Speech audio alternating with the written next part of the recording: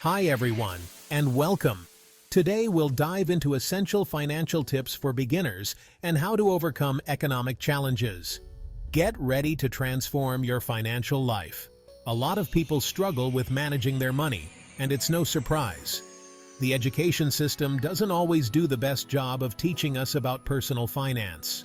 That's why I'm here to break down some crucial steps you can take, even if you're just starting out, to build a solid financial foundation. We're going to cover everything from budgeting and saving to tackling debt and investing, so you can gain control over your money and achieve your financial goals.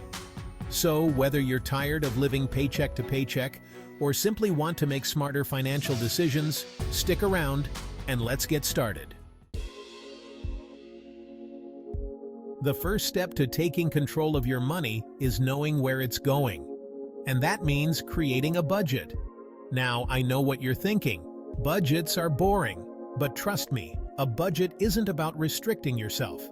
It's about understanding your spending habits and making informed decisions about your money. Think of it as a roadmap for your finances. Start by tracking your income and expenses for a month. You can use a simple spreadsheet, a budgeting app like Mint or YNAB, or even just a notebook. The key is to be consistent and honest with yourself about where your money is going. Once you have a good understanding of your cash flow, you can start setting realistic spending limits for different categories like housing, transportation, food, and entertainment. Remember, the goal isn't to eliminate all fun, but to find a balance between enjoying your money today and planning for your future. If you find that you're consistently overspending in certain areas, don't worry. This is an opportunity to adjust your habits and find creative ways to save money.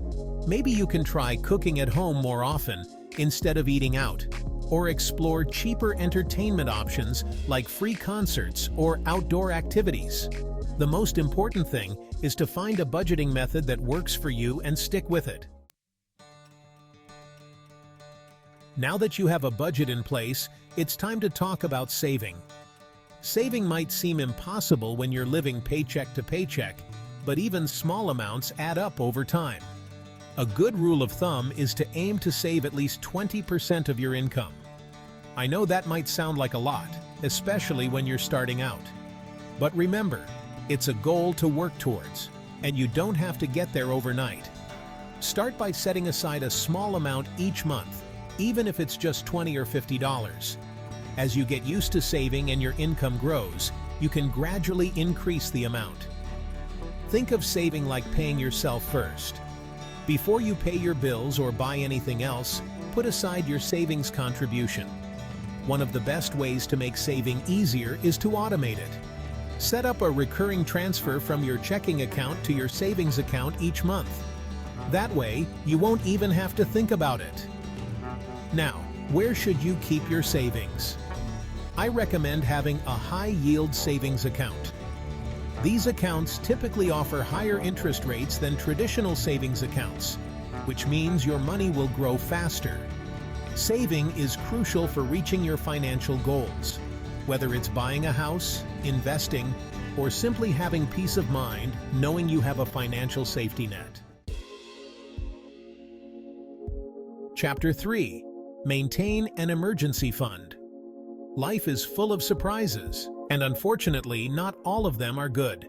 That's where an emergency fund comes in. An emergency fund is a stash of cash that's specifically set aside for unexpected expenses, like car repairs, medical bills, or job loss. Trust me, having this safety net will save you a lot of stress and potential debt down the line.